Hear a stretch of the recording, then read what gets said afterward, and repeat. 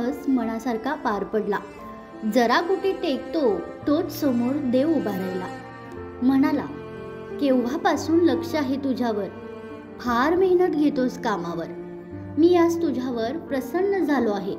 बोल, तुला काय आशीर्वाद हवा आहे? देवाला म्हणालो, काय ते समजून देऊन टाक. देव म्हणाला, वेड्या, मनात असेल ते मागून टाक. विचार करून सांगेन म्हटले तर त्याला घाई होती. दुसऱ्या दिवशी बोलावून येईल याची खात्री नव्हती. विचार केला आणि म्हटले, एक ब्लॅक आशीर्वाद दे. जेव्हा इच्छा होईल तेव्हा कॅश करायची सोय करून दे. तेव्हापासून खिशात एक कोरा आशीर्वाद घेऊन फिरतो आहे. सगळं दिलंय देवानं.